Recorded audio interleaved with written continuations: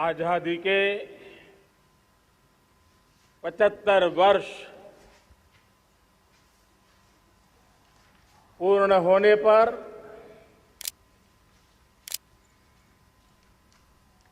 देशवासियों को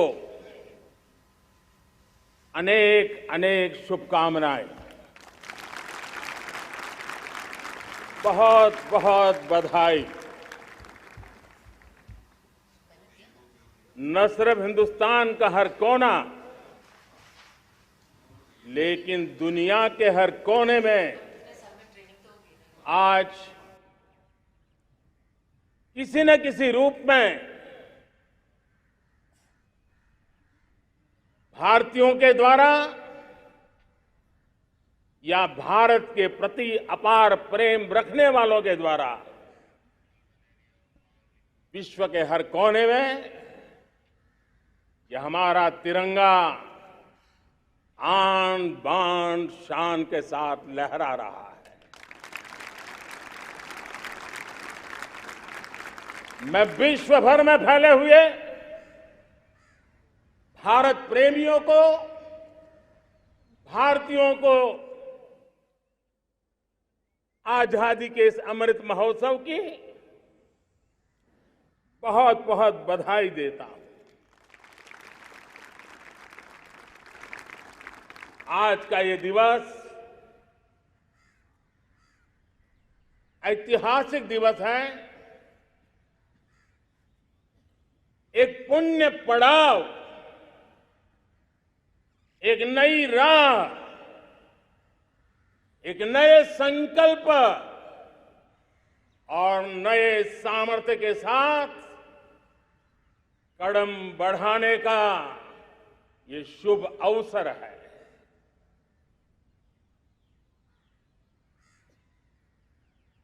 आजादी के जंग में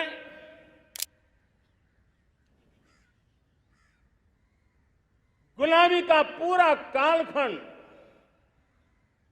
संघर्ष में बीता है। हिंदुस्तान का कोई कोना ऐसा नहीं था, कोई काल ऐसा नहीं था जब देशवासियों ने सैकड़ों सालों तक गुलामी के खिलाफ जंग न किया हो, जीवन न खपाया हो, यातनाएं न झेली हो, आहुति न दी हो। आज हम सब देशवासियों के लिए ऐसे हर महापुरुष को, हर त्यागी को, हर बलिदानी को नमन करने का अवसर है, उनका ऋण स्वीकार करने का अवसर है और उनका स्मरण करते हुए उनके सपनों को जल्द से जल्द पूरा करने का संकल्प लेने का भी अवसर है।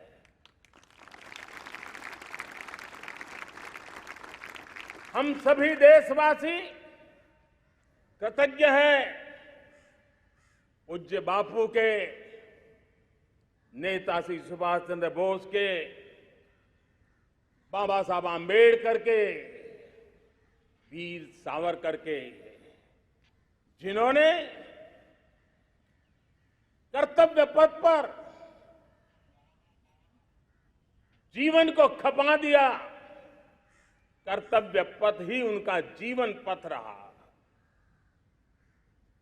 यह देश कृतज्ञ है मंगल पांडे, तात्या टोपे, भगत सिंह, सुखदेव, राजगुरु, चंद्रशेखर आजाद, अशफाक उल्लाह खान, राम प्रसाद बिस्मिल, अनगिनत ऐसे हमारे क्रांतिवीरों ने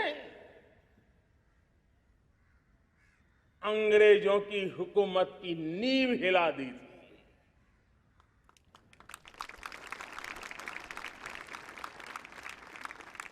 यह राष्ट्र कृतज्ञ है उन वीरांगनाओं के लिए, रानी लक्ष्मीबाई हो, झलकारी बाई, दुर्गा भाभी, रानी गाइदिन्ल्यो, रानी चेन्नम्मा, बेगम हजरत महल, वेलु नाचियार। भारत की नारी शक्ति क्या होती है, भारत की नारी शक्ति का संकल्प क्या होता है, भारत की नारी त्याग और बलिदान की क्या पराकाष्ठा कर सकती है, वैसी अनगिनत वीरांगनाओं का स्मरण करते हुए हर हिंदुस्तानी गर्व से भर जाता है।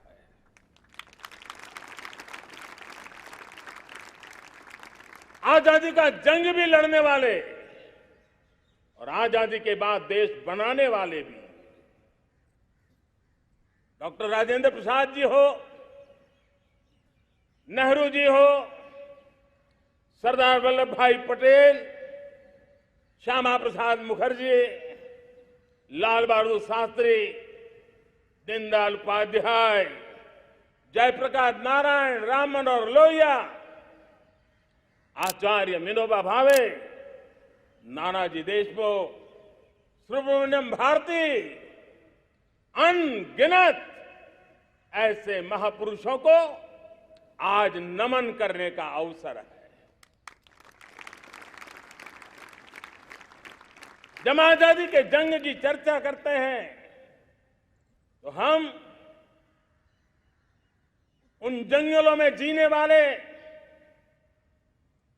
हमारे आदिवासी समाज का भी गौरव करना हम नहीं भूल सकते हैं। भगवान बिरसा मुंडा, सिद्धो कान्हू, अल्लूरी सीताराम राजू,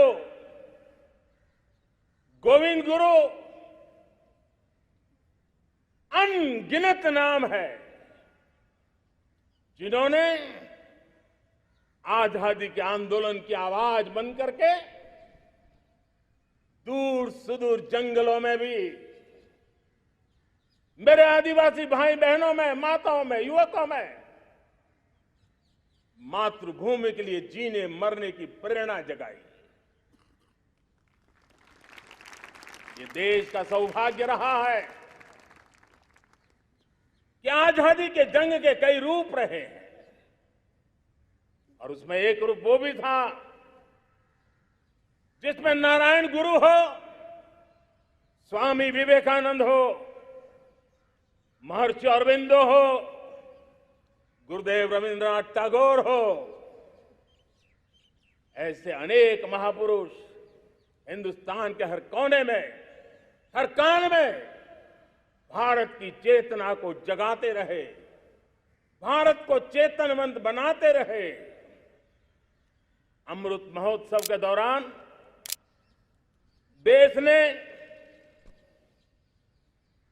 पूरे एक साल से हम देख रहे हैं, 2021 में दांडी यात्रा से प्रारंभ हुआ, स्मृति दिवस को संवारते हुए हिंदुस्तान के हर जिले में, हर कोने में देशवासियों ने आजादी के अमृत महोत्सव के लक्षावधि कार्यक्रम किए हैं।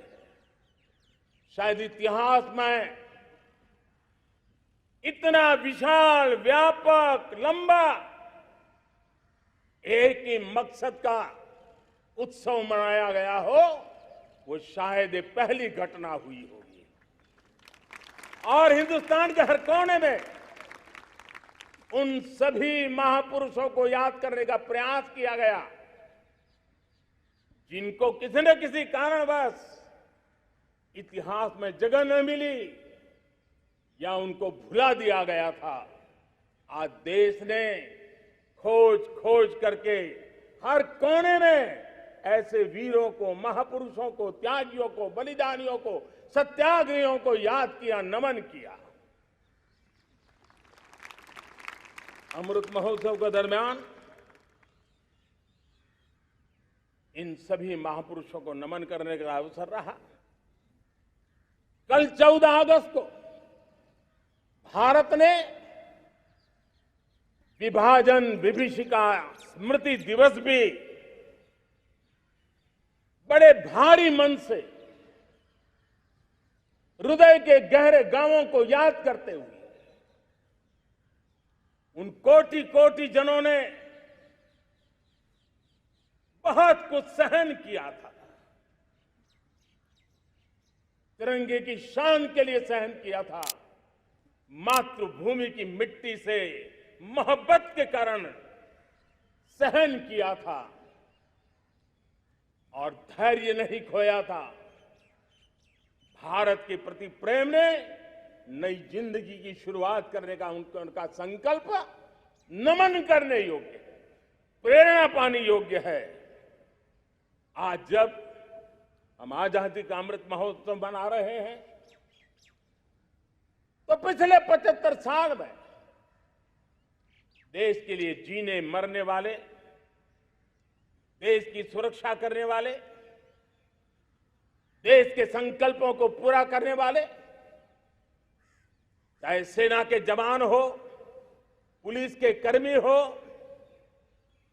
शासन में बैठे हुए ब्यूरोक्रेट्स हो, जनप्रतिनिधि हो, स्थानीय स्वराज की संस्थाओं के शासक प्रशासक रहे हो, राज्यों के शासक प्रशासक रहे हो, केंद्र के शासक प्रशासक रहे हो, 75 साल में इन सबके योगदान को भी आज स्मरण करने का अवसर है और देश के कोटि कोटि नागरिकों को भी, जिन्होंने 75 साल अनेक प्रकार की कठिनाइयों के बीच भी देश को आगे बढ़ाने के लिए अपने से जो हो सका वो करने का प्रयास किया है।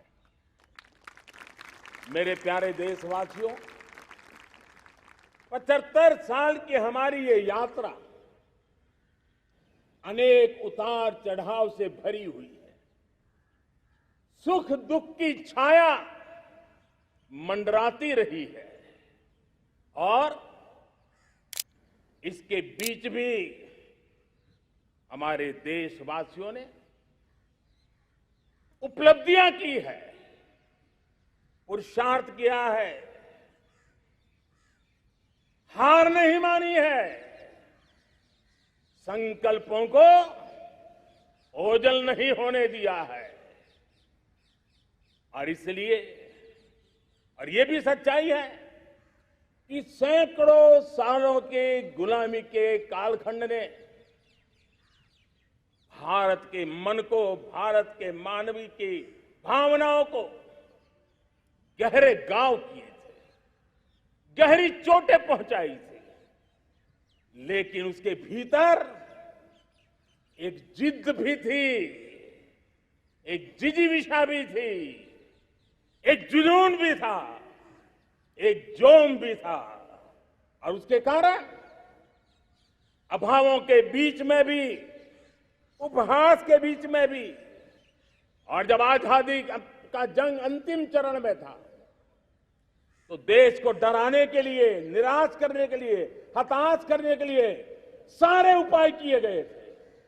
अगर आजादी आई, अंग्रेज चले जाएंगे तो देश टूट जाएगा, बिखर जाएंगे, लोग अंदर अंदर लड़ करके मर जाएंगे, कुछ नहीं बचेगा, अंधकार युग में भारत चला जाएगा। न जाने क्या क्या आशंकाएं व्यक्त की गई थी, लेकिन उनको पता नहीं था ये हिंदुस्तान की मिट्टी है। इस मिट्टी में वो सामर्थ्य है जो शासकों से भी परे सामर्थ्य का एक अंतर प्रभार लेकर के जीता रहा है, सदियों तक जीता रहा है। और उसी का परिणाम है, हमने क्या कुछ नहीं झेला। कभी अन्न का संकट झेला, कभी युद्ध के शिकार हो गए, आतंकवाद ने डगर डगर चुनौतियां पैदा की, निर्दोष नागरिकों को मौत के घाट उतार दिया गया, छद्म युद्ध चलते रहे, प्राकृतिक आपदाएं आती रही, सफलता विफलता, आशा निराशा, न जाने कितने पड़ाव आए हैं, लेकिन इन पड़ाव के बीच भी भारत आगे बढ़ता रहा। भारत की विविधता, जो औरों को भारत के लिए बोझ लगती थी, वो भारत की विविधता ही भारत की एक अनमोल शक्ति है, शक्ति का एक अटूट प्रवाह है। और दुनिया को पता नहीं था कि भारत के पास एक इनहेरेंट सामर्थ्य है, एक संस्कार सरिता है, एक मन मस्तिष्क का विचारों का बंधन है, और वो है भारत लोकतंत्र की जननी है, मदर ऑफ डेमोक्रेसी है। और जिनके जहन में लोकतंत्र होता है, वे जब संकल्प करके चल पड़ते हैं, वो सामर्थ्य दुनिया की बड़ी बड़ी सल्तनतों के लिए भी संकट का काल लेकर के आती है। ये मदर ऑफ डेमोक्रेसी, ये लोकतंत्र की जननी हमारे भारत ने सिद्ध कर दिया कि हमारे पास ये एक अनमोल सामर्थ्य है। मेरे प्यारे देशवासियों, 75 साल की यात्रा में आशाएं, अपेक्षाएं, उतार चढ़ाव सब कुछ के बीच में हर एक के प्रयास से हम जहां तक पहुंच पाए थे, पहुंचे थे। और 2014 में देशवासियों ने मुझे दायित्व दिया।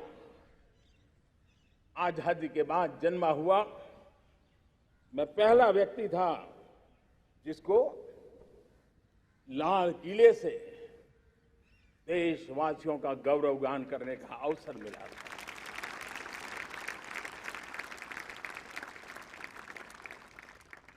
लेकिन मेरे दिल में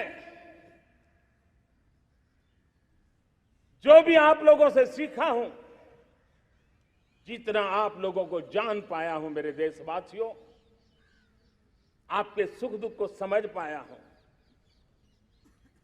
देश की आशा अपेक्षाओं के भीतर वो कौन सी आत्मा बसती है, उसको जितना मैं समझ पाया हूं, उसको लेकर के मैंने अपना पूरा कालखंड देश के उन लोगों को एम्पावर करने में खपाया। मेरे दलित हो, शोषित हो, पीड़ित हो, वंचित हो, आदिवासी हो, महिला हो, युवा हो, किसान हो, दिव्यांग हो, पूरब हो, पश्चिम हो, उत्तर हो, दक्षिण हो, समुद्र का तट हो, हिमालय की कंदराएं हो, हर कोने में महात्मा गांधी का जो सपना था आखिर इंसान की चिंता करने का, महात्मा गांधी जी जो आकांक्षा थी अंतिम छोर पर बैठे हुए व्यक्ति को समर्थ बनाने की, मैंने अपने आप को उसके लिए समर्पित किया।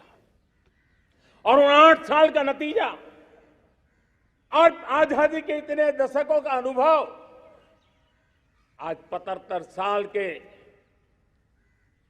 बाद जब अमृत काल की ओर कदम रख रहे हैं, अमृत काल की ये पहली प्रभात है, तब मैं एक ऐसे सामर्थ्य को देख रहा हूं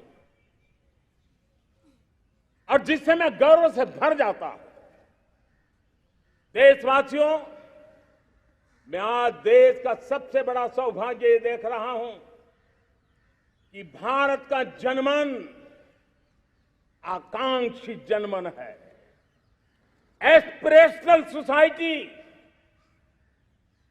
किसी भी देश की बहुत बड़ी अमानत होती है और हमें गर्व है कि आज हिंदुस्तान के हर कोने में, हर समाज के हर वर्ग में, हर तबके में आकांक्षाएं उफान पर है। देश का हर नागरिक चीजें बदलना चाहता है, बदलते देखना चाहता है, लेकिन इंतजार करने को तैयार नहीं है, अपनी आंखों के सामने देखना चाहता है, कर्तव्य से जुड़ करके करना चाहता है, वो गति चाहता है, वो प्रगति चाहता है। 75 साल में संजोए हुए सारे सपने अपने ही आंखों के सामने पूरा करने के लिए वो लालायित है, उत्साहित है, उतावला भी है। कुछ लोगों को इसके कारण संकट हो सकता है, क्योंकि जब एस्पिरेशनल सोसाइटी होती है तब सरकारों को भी तलवार की धार पे चलना पड़ता है, सरकारों को भी समय के साथ दौड़ना पड़ता है। और मुझे विश्वास है, चाहे केंद्र सरकार हो, राज्य सरकार हो, स्थानीय स्वराज की संस्थाएं हो, किसी भी प्रकार की शासन व्यवस्था क्यों न हो, हर किसी को इन एस्पिरेशनल सोसाइटी को एड्रेस करना पड़ेगा। उनकी आकांक्षाओं के लिए हम ज्यादा इंतजार नहीं कर सकते। हमारे इस एस्पिरेशनल सोसाइटी ने लंबे अरसे तक इंतजार किया है, लेकिन अब वो अपनी आने वाली पीढ़ी को इंतजार में जीने के लिए मजबूर करने को तैयार नहीं है। और इसलिए ये अमृत काल का पहली प्रभात हमें उस एस्पिरेशनल सोसाइटी की आकांक्षाओं को पूरा करने के लिए एक बहुत बड़ा सुनहरा अवसर देकर के आई है। मेरे प्यारे देशवासियों, हमने पिछले दिनों देखा है, एक और ताकत का हमने अनुभव किया है, और वो है भारत में एक सामूहिक चेतना का पुनर्जागरण हुआ है। एक सामूहिक चेतना का पुनर्जागरण आजादी के इतने संघर्ष में से जो अमृत था वो अब संजोया जा रहा है, संकलित हो रहा है, संकल्प में परिवर्तित हो रहा है, पुरुषार्थ की पराकाष्ठा जुड़ रही है और सिद्धि का मार्ग नजर आ रहा है। ये चेतना, मैं समझता हूं कि चेतना का जागरण, ये पुनर्जागरण, ये हमारी सबसे बड़ी अमानत है। और ये पुनर्जागरण देखिए,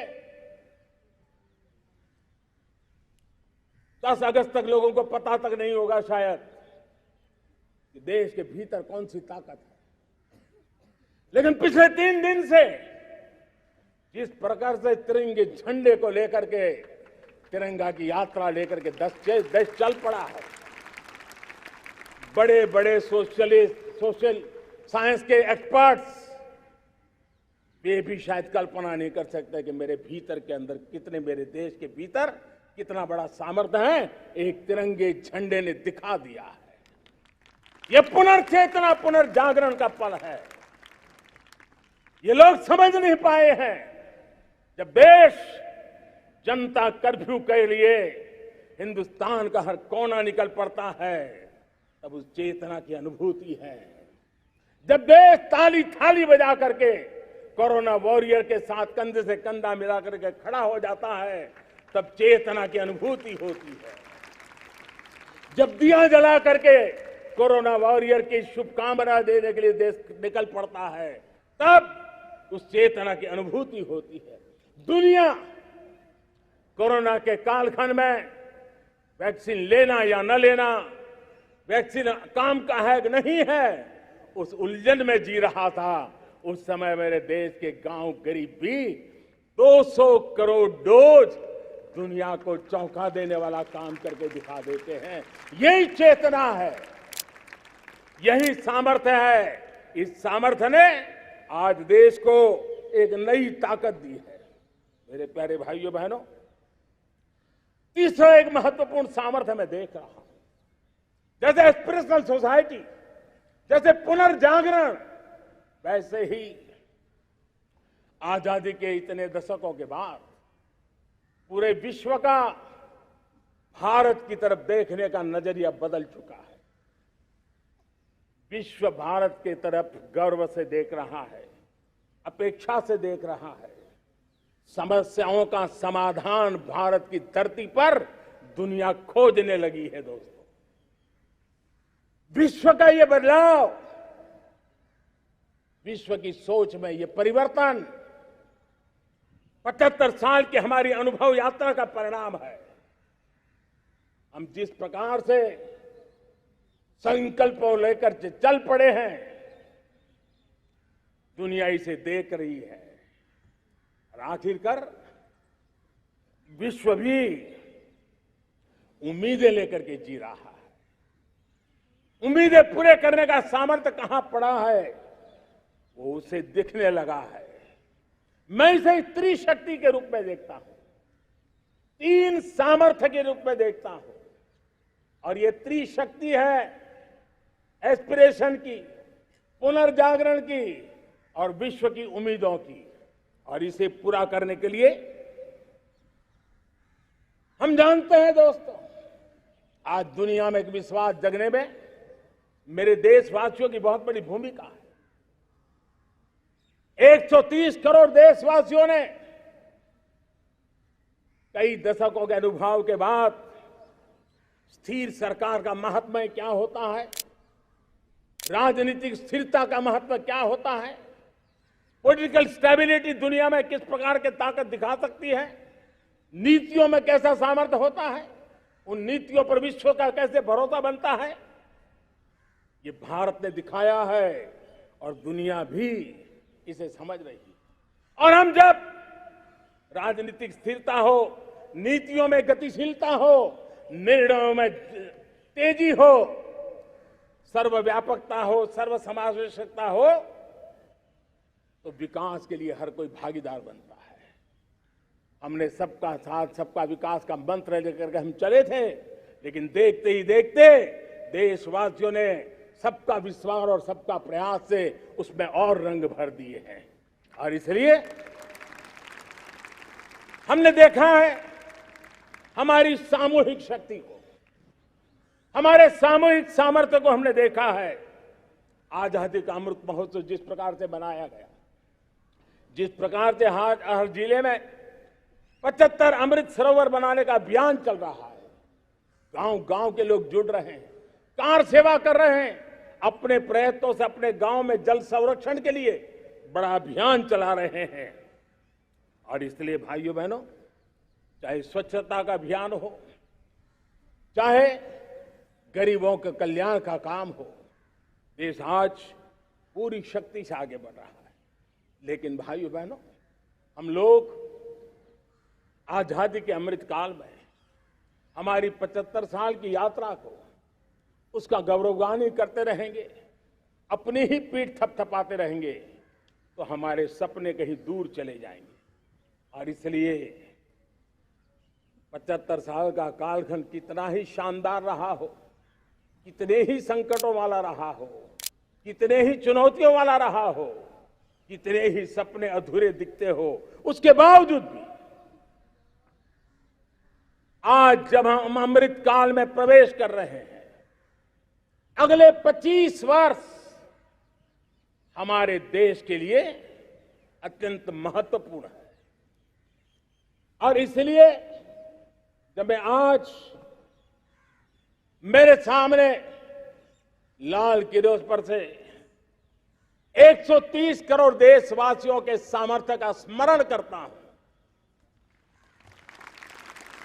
उनके सपनों को देखता हूं, उनके संकल्पों की अनुभूति करता हूं, तो साथियों मुझे लगता है आने वाले 25 साल के लिए हमें उस 5 पंच प्राण पर अपनी शक्ति को केंद्रित करनी होगी, अपने संकल्पों को केंद्रित करना होगा, अपने सामर्थ्य को केंद्रित करना होगा।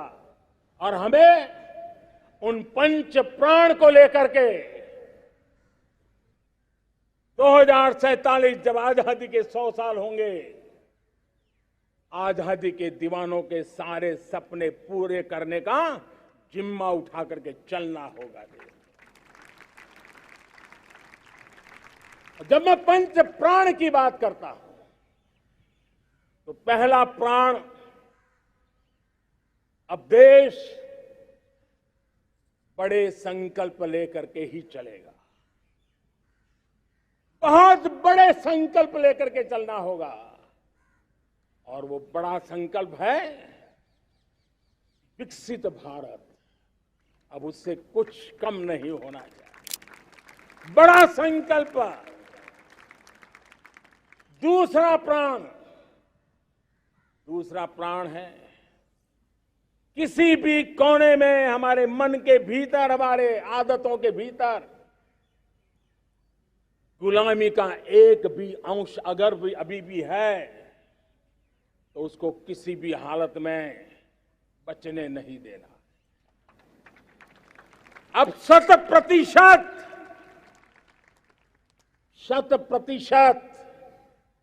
सैकड़ों साल की गुलामी ने जहां हमें जकड़ कर रखा है, हमारे मनोभाव को बांध करके रखा हुआ है, हमारी सोच में विकृतियां पैदा करके रखी है, हमें गुलामी की छोटी चीज भी कहीं नजर आती है, हमारे भीतर नजर आती है, हमारे आसपास नजर आती है, हमें उससे मुक्ति पानी ही होगी। ये हमारा दूसरी प्राण शक्ति है। तीसरी प्राण शक्ति, हमें हमारी विरासत पर गर्व होना चाहिए। हमारी विरासत के प्रति, क्योंकि यही विरासत है जिसने कभी भारत को स्वर्णिम काल दिया था, और यही विरासत है जो समय को अनुकूल परिवर्तन करने की आदत रखती है। यही विरासत है जो काल बाह्य छोड़ती रही है, नित्य नूतन स्वीकारती रही है। और इसलिए इस विरासत के प्रति हमें गर्व होना चाहिए। चौथा प्राण, वो भी उतना ही महत्वपूर्ण है, और वो है एकता और एकजुटता। 130 करोड़ देशवासियों में एकता, न कोई अपना न कोई पराया। एकता की ताकत एक भारत श्रेष्ठ भारत के सपनों के लिए हमारा चौथा प्राण है। और पांचवा प्राण है नागरिकों का कर्तव्य। नागरिकों का कर्तव्य जिसमें प्रधानमंत्री भी बाहर नहीं होता है, मुख्यमंत्री भी बाहर नहीं होता है, वो भी नागरिक है। नागरिकों का कर्तव्य, यह हमारे आने वाली 25 साल के सपनों को पूरा करने के लिए एक बहुत बड़ी प्राण शक्ति है। मेरे प्यारे देशवासियों, जब सपने बड़े होते हैं,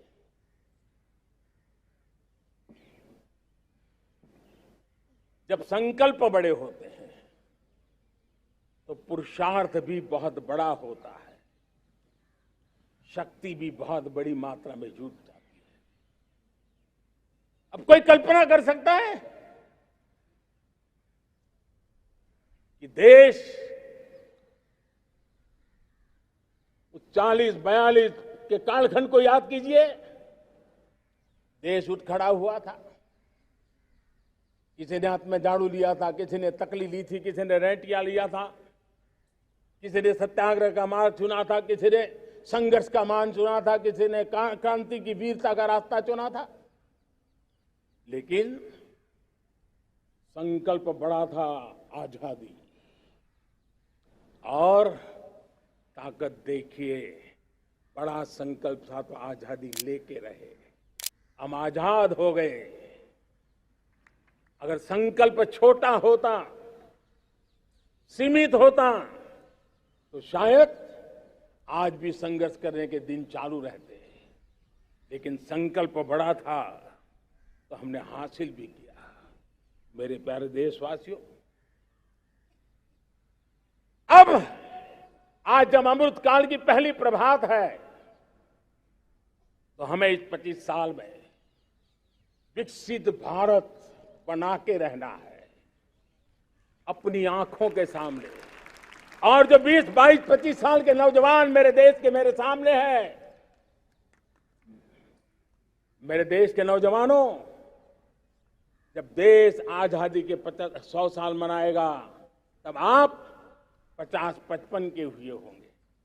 मतलब आपके जीवन का ये स्वर्णिम काल, आपकी उम्र के ये 25-30 साल भारत के सपनों को पूरा करने का काल है। आप संकल्प लेकर के मेरे साथ चल पड़िए साथियों, तिरंगे झंडे की शपथ लेकर के चल पड़िए। हम सब पूरी ताकत से लगे आए। बड़ा संकल्प, मेरा देश विकसित देश होगा, डेवलप कंट्री होगा। विकास के हर पैरामीटर में हम मानव केंद्रीय व्यवस्था को विकसित करेंगे। हमारे केंद्र में मानव होगा, हमारे केंद्र में के मानव की आशा आकांक्षाएं होगी। हम जानते हैं भारत जब बड़े संकल्प करता है तो करके भी दिखाता है। जब मैंने यहां स्वच्छता की बात कही थी मेरे पहले भाषण में, देश चल पड़ा, जिससे जहां हो सका स्वच्छता की ओर आगे बढ़ा और गंदगी के प्रति नफरत एक स्वभाव बनता गया। यही तो देश है जिसने इसको करके दिखाया है और कर भी रहा है, आगे भी कर रहा है। यही तो देश है जिसने वैक्सीनेशन, दुनिया दुविधा में थी, 200 करोड़ का लक्ष्य पार कर लिया, समय सीमा में कर लिया, पुराने सारे रिकॉर्ड तोड़ के कर लिया। ये देश कर सकता है। हमने तय किया था देश को खाड़ी के तेल पर हम गुजारा करते हैं, झाड़ी के तेल की ओर कैसे बढ़े। 10% इथेनॉल ब्लेंडिंग का सपना बड़ा लगता था, पुराना इतिहास बताता था संभव नहीं है, लेकिन समय से पहले 10% इथेनॉल ब्लेंडिंग करके देश ने इस सपने को पूरा कर दिया। भाइयों बहनों, 2.5 करोड़ लोगों को इतने कम समय में बिजली कनेक्शन पहुंचाना छोटा काम नहीं था, देश ने करके दिखाया। लाखों परिवारों के घर में जल से नल, नल से जल, नल से जल पहुंचाने का काम आज देश तेज गति से कर रहा है। खुले में शौच से मुक्ति भारत के अंदर आज संभव हो पाया है। मेरे प्यारे देशवासियों, अनुभव कहता है कि एक बार हम सब संकल्प लेकर के चल पड़े तो हम निर्धारित लक्ष्यों को पार कर सकते हैं। रिन्यूएबल एनर्जी का लक्ष्य हो, देश में नए मेडिकल कॉलेज बनाने का इरादा हो, डॉक्टरों की तैयारी करवानी हो, हर क्षेत्र में पहले से गति बहुत बड़ी है। और इसलिए मैं कहता हूं अब आने वाले 25 साल बड़े संकल्प के हो। यही हमारा प्राण, वही हमारा प्रण भी होना चाहिए।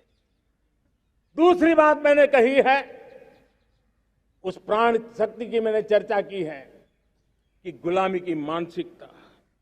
देश की सोचिए भाइयों, कब तक दुनिया हमें सर्टिफिकेट बांटती रहेगी? कब तक दुनिया के सर्टिफिकेट पर हम गुजारा करेंगे? क्या हम अपने मानक नहीं बनाएंगे? क्या 130 करोड़ का देश अपने मानकों को पार करने के लिए पुरुषार्थ नहीं कर सकता है? हमें किसी भी हालत में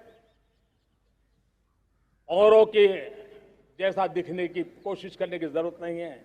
हम जैसे हैं वैसे, लेकिन सामर्थ्य के साथ खड़े होंगे, ये हमारा मिजाज होना चाहिए। हमें गुलामी से मुक्ति चाहिए। हमारे मन के भीतर दूर दूर 7 समंदर के नीचे भी गुलामी का तत्व नहीं बच रहना चाहिए।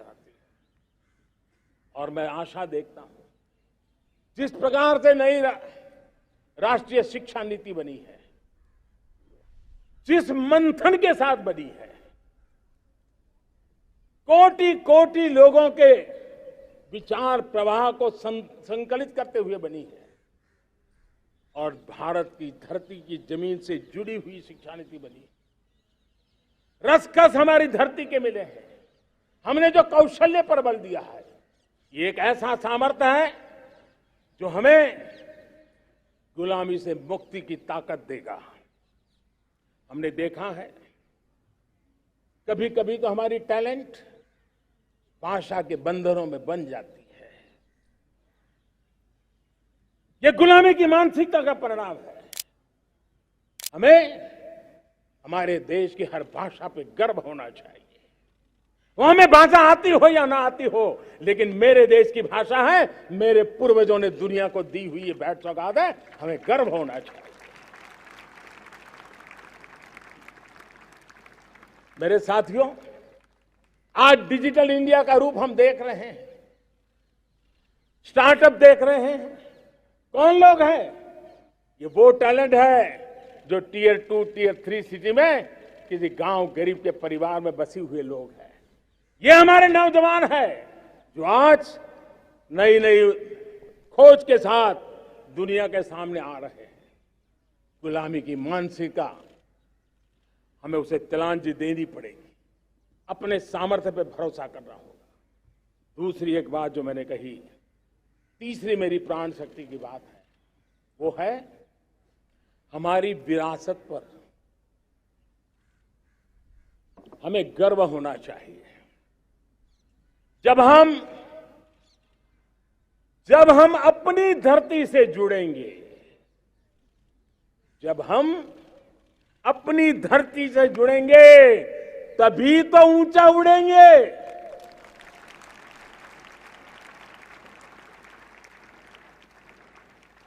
और जब हम ऊंचा उड़ेंगे तो हम विश्व को भी समाधान दे पाएंगे। हमने देखा है जब हम अपनी चीजों पे गर्व करते हैं।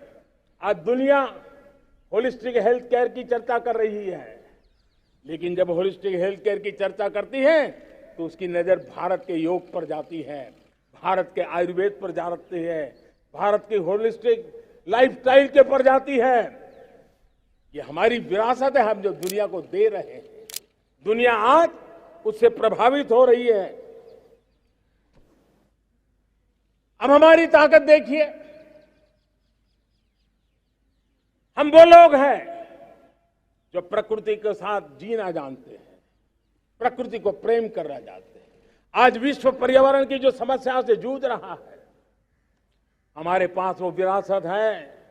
ग्लोबल वार्मिंग की समस्याओं के समाधान का रास्ता हम लोगों के पास है, हमारे पूर्वजों ने दिया हुआ है। जब हम लाइफस्टाइल की बात करते हैं, एनवायरमेंट फ्रेंडली लाइफस्टाइल की बात करते हैं, हम लाइफ मिशन की बात करते हैं, तो दुनिया का ध्यान आकर्षित करते हैं। हमारे पास ये सामर्थ्य है। हमारा बड़ा धान, मोटा धान, मिलेट, हमारे यहां तो घर घर की चीज रही है। ये हमारी विरासत है। हमारे छोटे किसानों के परिश्रम से छोटी छोटी जमीन के टुकड़ों में फलने फूलने वाली हमारे धान। आज दुनिया अंतर्राष्ट्रीय स्तर पर मिलेट ईयर मनाने के लिए आगे बढ़ रही है। मतलब हमारी विरासत को आज दुनिया, हम उस पर गर्व करना सीखे। हमारे पास दुनिया को बहुत कुछ देना है। हमारे फैमिली वैल्यूज, विश्व के सामाजिक तनाव की जब चर्चा हो रही है, व्यक्तिगत तनाव की चर्चा होती है तो लोगों को योग दिखता है, सामूहिक तनाव की बात होती है तब भारत की पारिवारिक व्यवस्था दिखती है। संयुक्त परिवार की एक पूंजी सदियों से हमारी माताओं बहनों के त्याग बलिदान के कारण परिवार नाम की जो व्यवस्था विकसित हुई, ये हमारी विरासत है। इस विरासत पर हम गर्व कैसे करें? हम तो वो लोग हैं जो जीव में भी शिव देखते हैं। हम वो लोग हैं जो नर में नारायण देखते हैं। हम वो लोग हैं जो नारी तो नारायणी कहते हैं। हम वो लोग हैं जो पौधे में परमात्मा देखते हैं। हम वो लोग हैं जो नदी को मां मानते हैं। हम वो लोग हैं जो हर कंकर में शंकर देखते हैं। यह हमारा सामर्थ्य है। हर नदी में मां का रूप देखते हैं। पर्यावरण की इतनी व्यापकता, विशालता, ये हमारा गौरव। हम विश्व के सामने जब खुद गर्व करेंगे तो दुनिया करेगी। भाइयों बहनों, हम वो लोग हैं जिसने दुनिया को वसुधैव कुटुंबकम का मंत्र दिया। हम वो लोग हैं जो दुनिया को कहते हैं एकम सत विप्रहा बदो वदंती, आज जो होलियर देन दाव का जो संकट चल रहा है, तुझसे बड़ा मैं हूं, ये जो तनाव का कारण बना हुआ है, दुनिया को एकम सत विप्रादा बहुधा वदंती का ज्ञान देने वाली विरासत हमारे पास है। जो कहते हैं सत्य एक है, जानकार लोग उसको अलग अलग तरीके से कहते हैं। ये गौरव हमारा है। हम लोग हैं जो कहते हैं यत पिंडे तत् ब्रह्मांडे। कितनी बड़ी सोच है। जो ब्रह्मांड में है वो हर जीव मात्र में है। यत पिंडे तत् ब्रह्मांडे, ये कहने वाले हम लोग हैं। हम वो लोग हैं जितने दुनिया का कल्याण देखा है। हम जन कल्याण से जग कल्याण के राही रहे हैं। जन कल्याण से जग कल्याण की राह पर चलने वाले हम लोग जब दुनिया की कामना करते हैं तब कहते हैं सर्वे अपि सुखिनः सन्तु सर्वे सन्तु निरामया। सबके सुख की बात, सबके आरोग्य की बात करना, ये हमारी विरासत है। और इसलिए हम बड़ी शान के साथ हमारी इस विरासत का गर्व करना सीखें। ये प्राण शक्ति है हमारी, जो हमें 25 साल के सपनों पूरा करने के लिए जरूरी है। उसी प्रकार से मेरे प्यारे देशवासियों, एक और महत्वपूर्ण विषय है एकता, एकजुटता। इतने बड़े देश को, उसकी विविधता को हमें सेलिब्रेट करना है। इतने पंथ परंपराएं, ये हमारे आन बान शान है। कोई नीचा नहीं, कोई ऊंचा नहीं है, सब बराबर है। कोई मेरा नहीं, कोई पराया नहीं, सब अपने हैं। ये भाव एकता के लिए बहुत जरूरी है। घर में भी एकता की नींव तभी रखी जाती है जब बेटे बेटी एक समान हो। अगर बेटे बेटी एक समान नहीं होंगे तो एकता के मंत्र नहीं गूंज सकते हैं। जेंडर इक्वलिटी हमारी एकता के लिए पहली शर्त। जब हम एकता की बात करते हैं, अगर हमारे एक ही पैरामीटर हो, एक ही मानदंड हो, जिस मानदंड को हम कहें इंडिया फर्स्ट, मैं जो कुछ भी कर रहा हूं, जो भी सोच रहा हूं, जो बोल रहा हूं, इंडिया फर्स्ट के अनुकूल है, एकता का रास्ता खुल जाएगा। दोस्त, हमें एकता से बांधने का वो मंत्र है, हमें इसको पकड़ना है। मुझे पूरा विश्वास है कि हम समाज के अंदर ऊंच नीच के भेदभावों से, मेरे तेरे के भेदभावों से हम सब की पुजारी बने। श्रमेव जयते कहते हैं हम, श्रमिक का सम्मान, ये हमारा स्वभाव होना चाहिए। लेकिन भाइयों बहनों, मैं लाल किले से मेरी एक पीड़ा और कहना चाहता हूं। ये दर्द मैं कहे बिना नहीं रह सकता। मैं जानता हूं कि शायद लाल किले का विषय नहीं हो सकता, लेकिन मेरे भीतर का दर्द मैं कहां कहूंगा।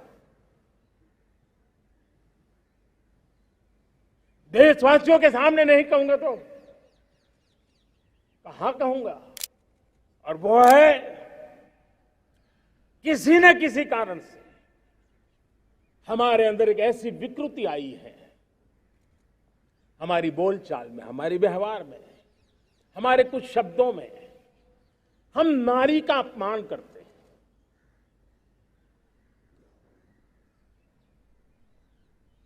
क्या हम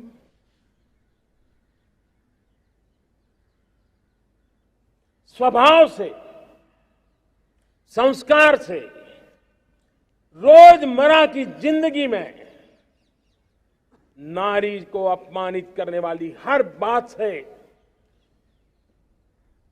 मुक्ति का संकल्प ले सकते हैं?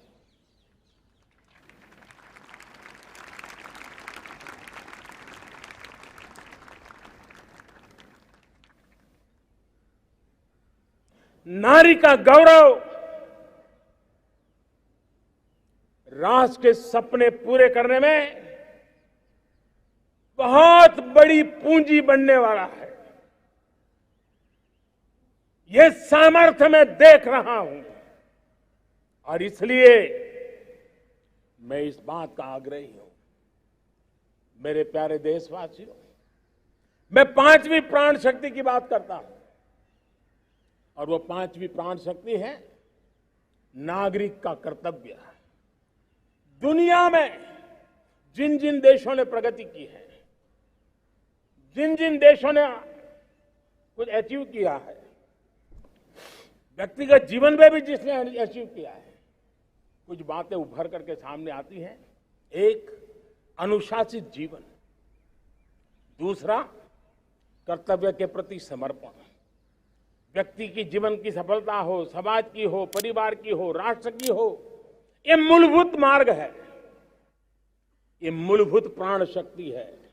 और इसलिए हमें कर्तव्य पर बल देना ही होगा। ये शासन का काम है कि बिजली 24 घंटे पहुंचाने के लिए प्रयास करे, लेकिन ये नागरिक का कर्तव्य है कि जितनी ज्यादा यूनिट बिजली बचा सकते बचाएं। हर खेत में पानी पहुंचाना सरकार की जिम्मेवारी है, सरकार का प्रयास है, लेकिन पर ड्रॉप मोर क्रॉप, पानी बचाते हुए आगे बढ़ना, मेरे हर खेत से आवाज उठनी चाहिए।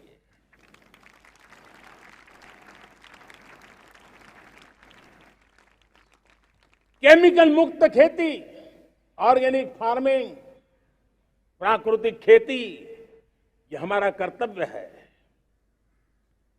साथियों, चाहे पुलिस हो या पीपल हो, शासक हो या प्रशासक हो, ये नागरिक कर्तव्य से कोई अछूता नहीं हो सकता है। हर कोई अगर नागरिक के कर्तव्यों को निभाएगा तो मुझे विश्वास है कि हम इच्छित लक्ष्य को प्राप्त करने में समय से पहले सिद्धि प्राप्त कर सकते हैं। मेरे प्यारे देशवासियों, आज महर्षि अरविंदो की जन्म जयंती भी है। मैं उस महापुरुष के चरणों में नमन करता हूं, लेकिन हमें उस महापुरुष को याद करना होगा जिन्होंने कहा था, स्वदेशी से स्वराज, स्वराज से सुराज। ये उनका मंत्र है। हम सबको सोचना होगा कि हम कब तक दुनिया के और लोगों पर निर्भर रहेंगे।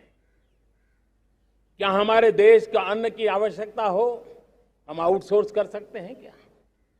जब देश ने तय कर लिया कि हमारा पेट हम खुद भरेंगे, देश ने करके दिखाया कि नहीं दिखाया? एक बार संकल्प लेते हैं तो होता है दोस्त। और इसलिए आत्मनिर्भर भारत, ये हर नागरिक का, हर सरकार का, समाज के हर इकाई का ये दायित्व बन जाता है। ये आत्मनिर्भर भारत, ये सरकारी एजेंडा, सरकारी कार्यक्रम नहीं है। ये समाज का जन आंदोलन है जिसे हमें आगे बढ़ाना है। मेरे साथियों, आज जब ये बात हमने सुनी, आजादी के 75 साल के बाद जिस आवाज को सुनने के लिए हमारे कान तरस रहे थे, 75 साल के बाद वो आवाज सुनाई दी है। 75 साल के बाद लाल किले पर से तिरंगे को सलामी देने का काम पहली बार मेड इन इंडिया तोप ने किया है। कौन हिंदुस्तानी होगा जिसको ये बात, एक आवाज उसे नई प्रेरणा, ताकत नहीं देगी? और इसलिए मेरे प्यारे भाई बहनों, मैं आज मेरे देश के सेना के जवानों का हृदय से अभिनंदन करना चाहता हूं।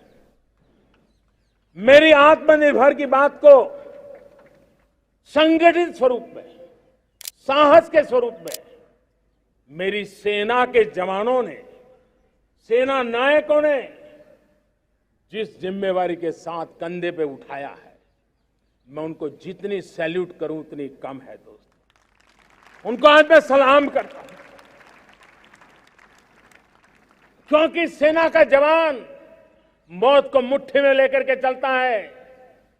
मौत और जिंदगी के बीच में कोई फासला ही नहीं होता है, और तब बीच में वो डट करके खड़ा होता है।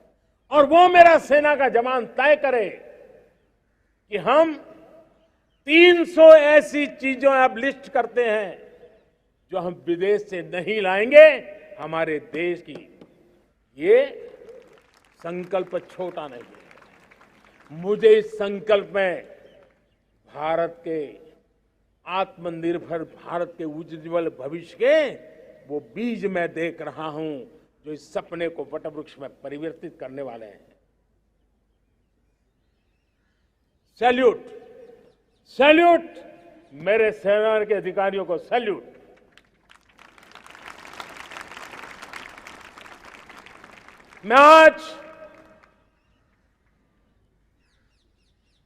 मैं मेरे छोटे छोटे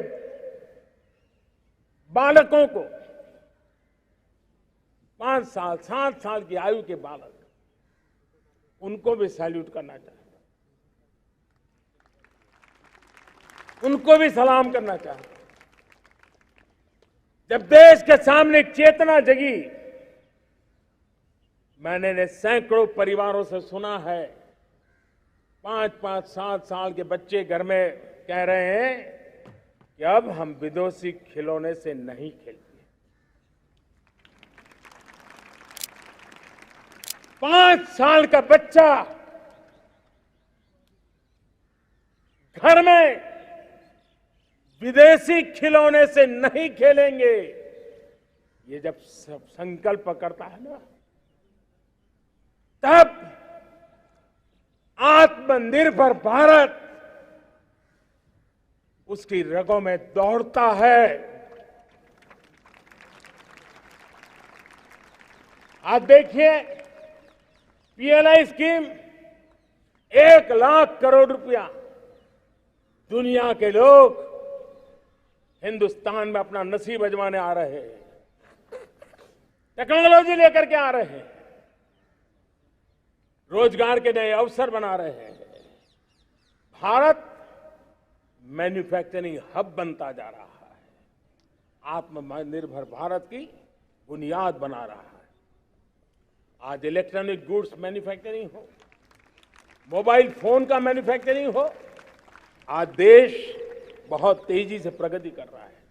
जब हमारा ब्रह्मोस दुनिया में जाता है, कौन हिंदुस्तानी होगा जिसका मन आसमान को न छूता होगा। दोस्तों, आज हमारी मेट्रो कोचेज, हमारी वंदे भारत ट्रेन विश्व के लिए आकर्षण बन रहा है। मेरे प्यारे देशवासियों, हमें आत्मनिर्भर बनना है हमारे एनर्जी सेक्टर में। हम कब तक एनर्जी के सेक्टर में किसी और पर डिपेंडेंट रहेंगे?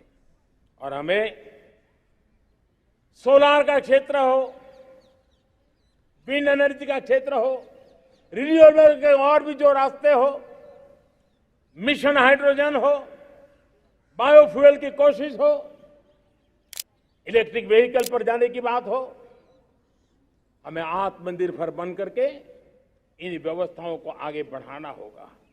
मेरे प्यारे देशवासियों, आज प्राकृतिक खेती भी आत्मनिर्भर का एक मार्ग है। फर्टिलाइजर से जितनी ज्यादा मुक्ति, आज देश में नैनो फर्टिलाइजर के कारखाने की नई आशा लेकर के आए हैं। लेकिन प्राकृतिक खेती, केमिकल फ्री खेती आत्मनिर्भर को ताकत दे सकती है। आज देश में रोजगार के क्षेत्र में ग्रीन जॉब के नए नए क्षेत्र बहुत तेजी से खुल रहे हैं।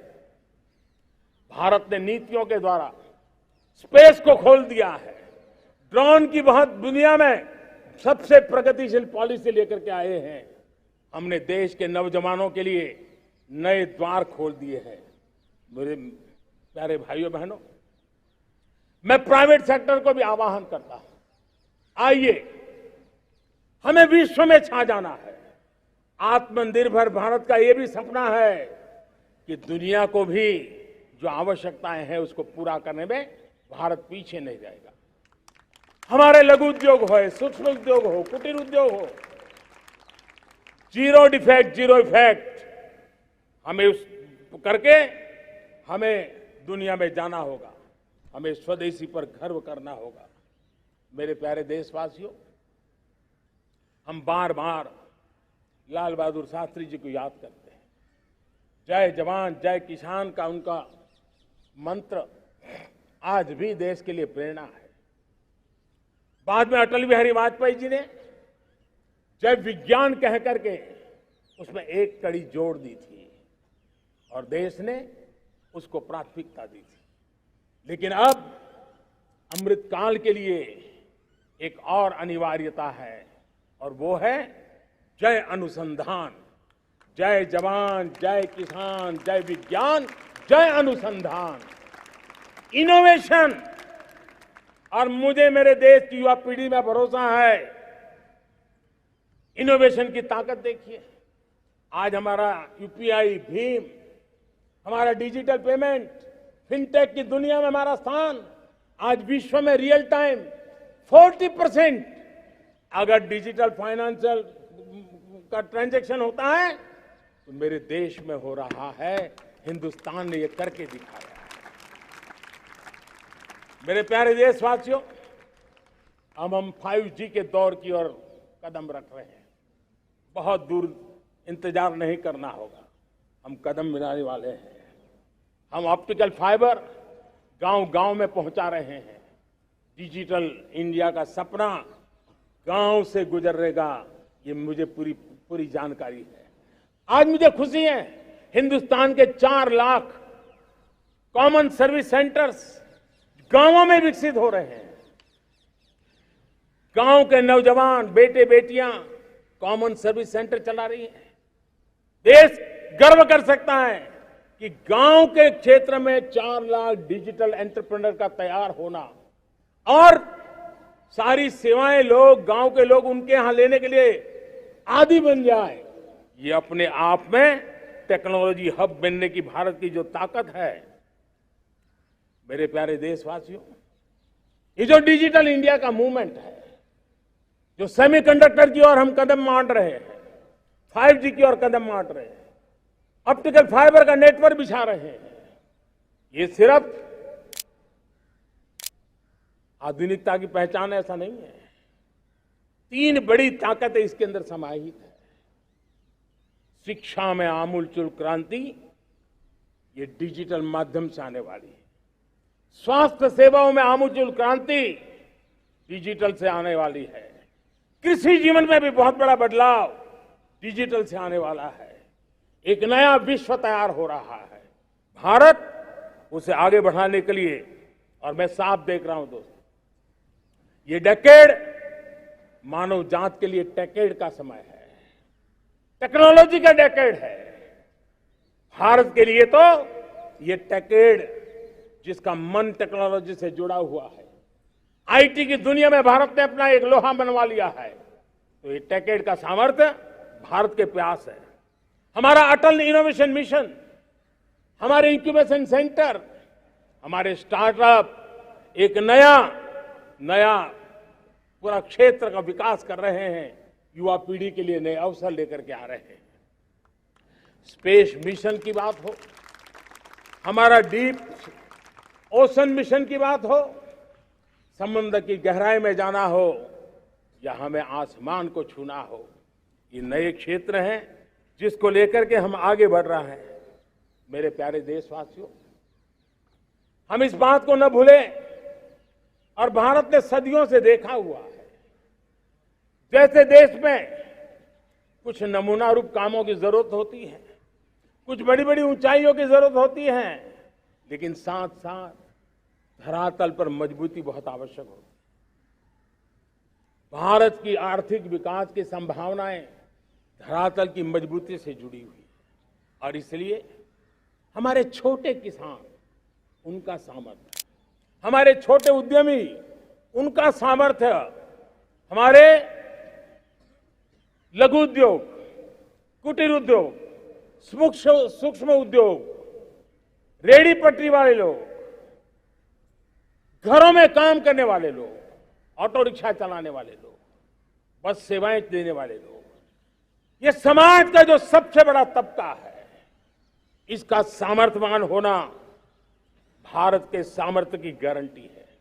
और इसलिए हमारे आर्थिक विकास की ये जो मूलभूत जमीनी ताकत है, उस ताकत को सर्वाधिक बल देने की दिशा में हमारा प्रयास चल रहा है। मेरे प्यारे देशवासियों, हमारे पास 75 साल का अनुभव है। हमने 75 साल में कई सारी सिद्धियां भी प्राप्त की हैं। हमने 75 साल के अनुभव में नए सपने भी संजोए हैं, नए संकल्प भी लिए हैं। लेकिन अमृतकाल के लिए हमारे मानव संसाधन का ऑप्टिमम आउटकम कैसे हो, हमारी प्राकृतिक संपदा का ऑप्टिमम आउटकम कैसे हो, इस लक्ष्य को लेकर के हमें चलना है। और तब मैं पिछले कुछ सालों से अनुभव से कहना चाहता हूं, आपने देखा होगा आज अदालत के अंदर देखिए, हमारी वकील के क्षेत्र में काम करने वाले हमारी नारी शक्ति किस ताकत के साथ नजर आ रही है।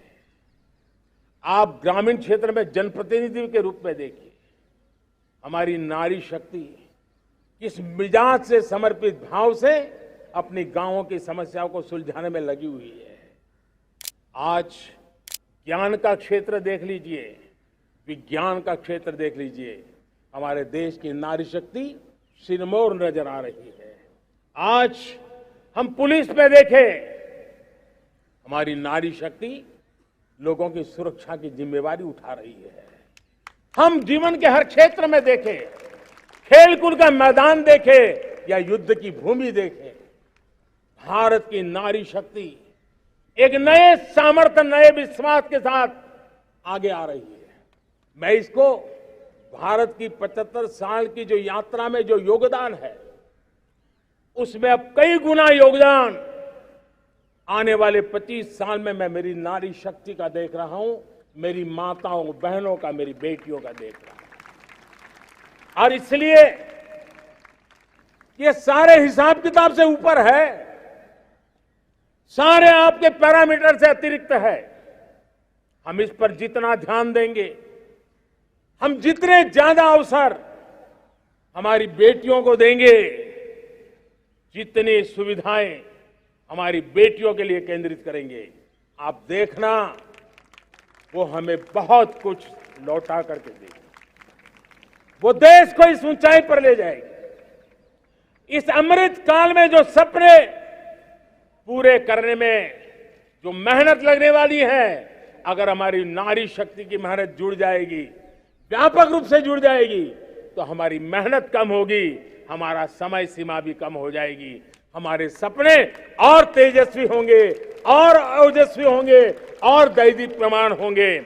और इसलिए आइए साथियों, हम जिम्मेवारियों को लेकर आगे बढ़े। मैं आज भारत के संविधान के निर्माताओं का भी धन्यवाद करना चाहता हूं, तो उन्होंने जो हमें फेडरल स्ट्रक्चर दिया है, उसके स्पिरिट को बनाते हुए, उसकी भावनाओं का आदर करते हुए हम कंधे से कंधा मिला करके इस अमृत काल में चलेंगे, तो सपने साकार होकर के रहेंगे।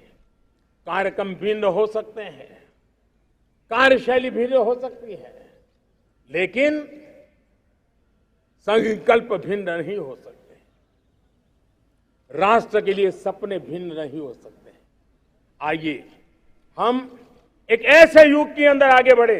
मुझे याद है, जब मैं गुजरात का मुख्यमंत्री था, केंद्र में हमारे विचार की सरकार नहीं थी, लेकिन मेरे गुजरात में हर जगह पे मैं एक ही मंत्र लेके चलता था कि भारत के विकास के लिए गुजरात का विकास, भारत का विकास हम कहीं पर भी हो, हम सबके मन मस्तिष्क में रहना चाहिए। हमारे देश के कई राज्य हैं जिन्होंने देश को आगे बढ़ाने में बहुत भूमिका अदा की है, नेतृत्व किया है, कई क्षेत्रों में उदाहरण काम किए हैं। ये हमारे फेडरलिज्म को ताकत देते हैं। लेकिन आज समय की मांग है कि हमें कोऑपरेटिव फेडरलिज्म के साथ साथ कोऑपरेटिव कॉम्पिटिटिव फेडरलिज्म की जरूरत है। हमें विकास की स्पर्धा की जरूरत है। हर राज्य को लगना चाहिए वो राज्य आगे निकल गया, मैं इतनी मेहनत करूंगा, मैं आगे निकल जाऊंगा। उसने ये 10 अच्छे काम किए हैं, मैं 15 अच्छे काम करके दिखाऊंगा। उसने 3 साल में पूरा किया है, मैं 2 साल में करके दिखाऊंगा। हमारे राज्यों के बीच में, हमारी सर्विस, सरकार की सभी इकाइयों के बीच में वो स्पर्धा का वातावरण चाहिए जो हमें विकास की नई ऊंचाइयों पर ले जाने के लिए प्रयास करे।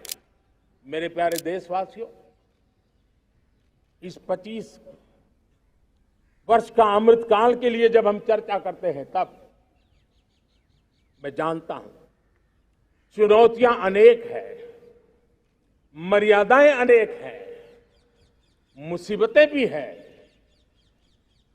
बहुत कुछ है। हम इसको कम नहीं आंकते हैं, रास्ते खोजते हैं, लगातार कोशिश कर रहे हैं। लेकिन 2 विषयों को तो मैं यहां आज चर्चा करना चाहता हूं। चर्चा अनेक विषयों पर हो सकती है, लेकिन मैं अभी समय की सीमा के कारण 2 विषयों पर चर्चा करता हूं। और मैं मानता हूं हमारे इन सारी चुनौतियों को कारण, विकृतियों के कारण, बीमारियों के कारण इस 25 साल का अमृतकाल, उस पर शायद अगर हमने समय रहते नहीं चेते, समय रहते समाधान नहीं किए, तो वो ये विकराल रूप ले सकते हैं। और इसलिए मैं सबकी चर्चा न करते हुए 2 पर जरूर चर्चा करना चाहता हूं। एक है भ्रष्टाचार, दूसरा है भाई भतीजावाद, परिवारवाद। भारत जैसे लोकतंत्र में जहां लोग गरीबी से जूझ रहे हैं, जब ये तरफ से देखते हैं कि एक तरफ वो लोग हैं जिनके पास रहने के लिए जगह नहीं है, दूसरी पार वो तरफ लोग हैं जिनको अपना चोरी किया हुआ माल रखने के लिए जगह नहीं है, ये स्थिति अच्छी नहीं है। और इसलिए हमें भ्रष्टाचार के खिलाफ पूरी ताकत से लड़ना है। पिछले 8 वर्षों में डायरेक्ट बेनिफिट ट्रांसफर के द्वारा, आधार, मोबाइल, इन सारे आधुनिक व्यवस्थाओं का उपयोग करते हुए 2 लाख करोड़ रुपए जो गलत हाथों में जाते थे, उसको बचा करके देश की भलाई के लिए काम लगाने में हम सफल हुए हैं। जो लोग पिछली सरकारों में बैंकों को लूट लूट करके भाग गए, उनकी संपत्तियां जब्त कर करके वापस लाने की कोशिश कर रहे हैं। कईयों को जेलों में जीने के लिए मजबूर करके रखा हुआ है। हमारी कोशिश है जिन्होंने देश को लूटा है उनको लौटाना पड़े, वो स्थिति हम पैदा करेंगे। भाइयों बहनों, अब भ्रष्टाचार के खिलाफ मैं साफ देख रहा हूं कि हम एक निर्णायक कालखंड में कदम रख रहे हैं। बड़े बड़े चमरबंदी भी बच नहीं पाएंगे। इस मिजाज के साथ भ्रष्टाचार के खिलाफ एक निर्णायक कालखंड में अब हिंदुस्तान कदम रख रहा है। और मैं लाल किले की प्राचीर से बड़ी जिम्मेवारी के साथ कह रहा हूं। और इसलिए भाइयों बहनों, भ्रष्टाचार दीमक की तरह देश को खोखला कर रहा है।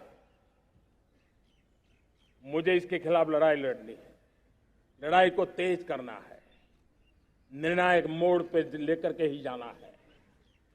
तब मेरे 130 करोड़ देशवासी, आप मुझे आशीर्वाद दीजिए, आप मेरा साथ दीजिए।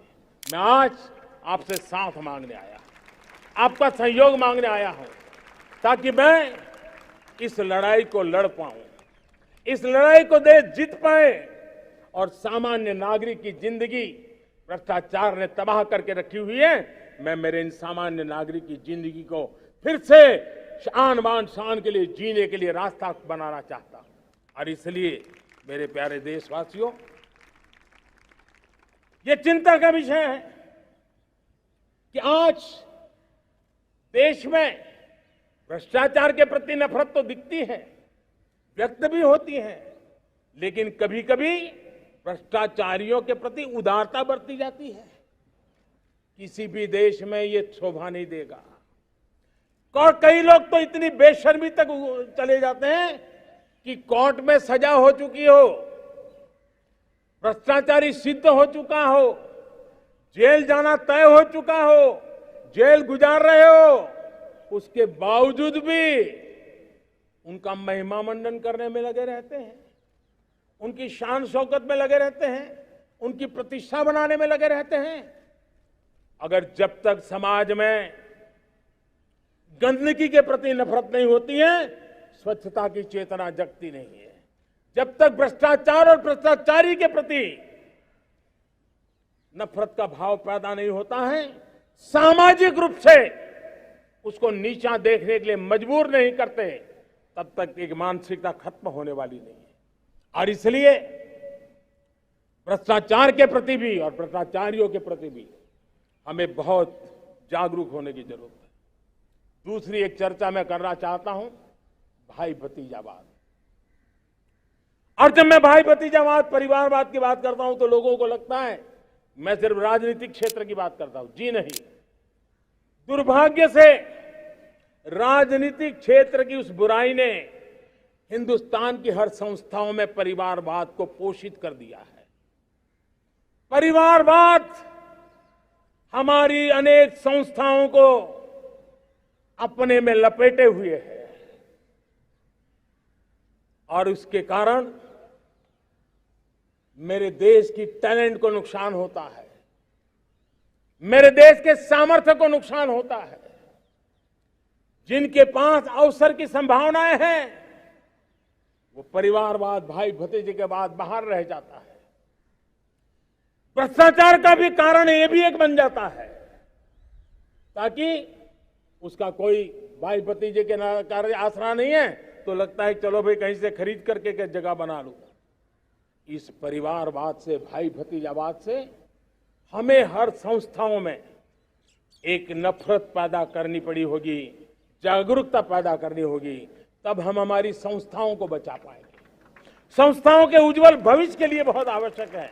उसी प्रकार से राजनीति में भी परिवारवाद ने देश के सामर्थ्य को सबसे सारा अन्याय किया है।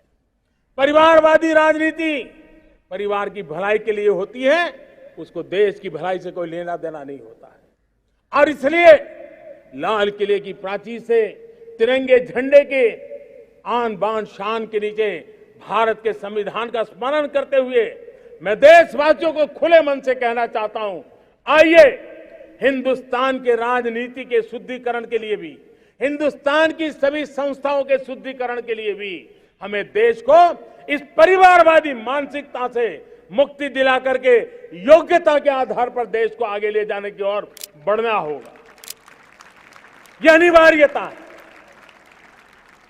वरना हर किसी का मन कुंठित रहता है कि मैं उसके लिए योग्य था, मुझे नहीं मिला क्योंकि मेरा कोई चाचा, मामा, पिता, दादा, दादी, नाना, नानी कोई वहां थे नहीं।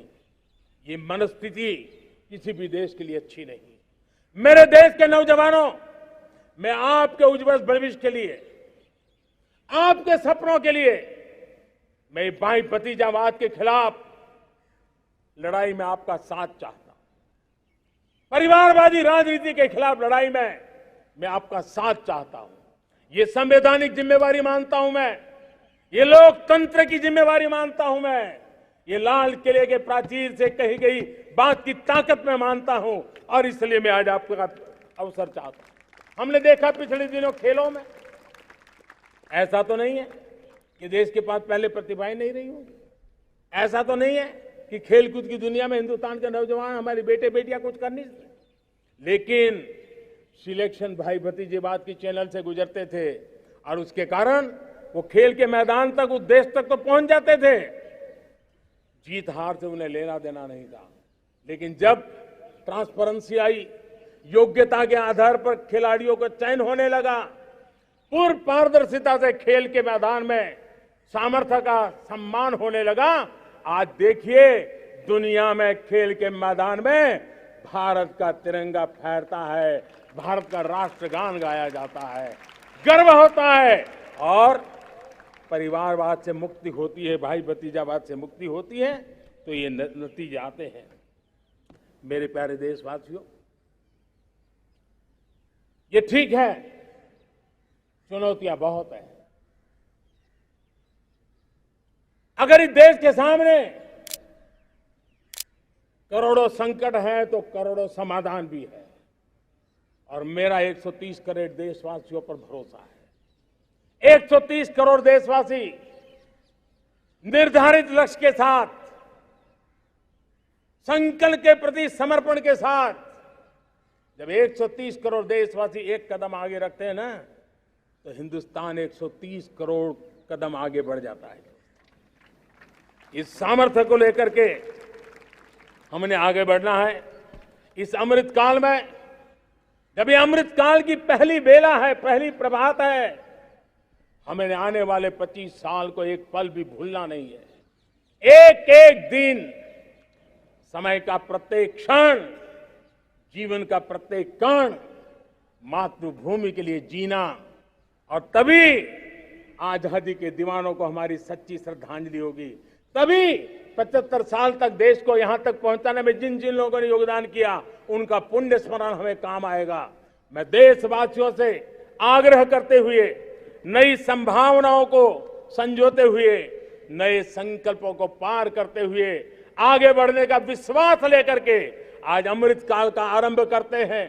आजादी का अमृत महोत्सव अब अमृत काल की दिशा में पलट चुका है, आगे बढ़ चुका है। तब इस अमृत काल में सबका प्रयास अनिवार्य है, सबका प्रयास ही परिणाम लाने वाला है।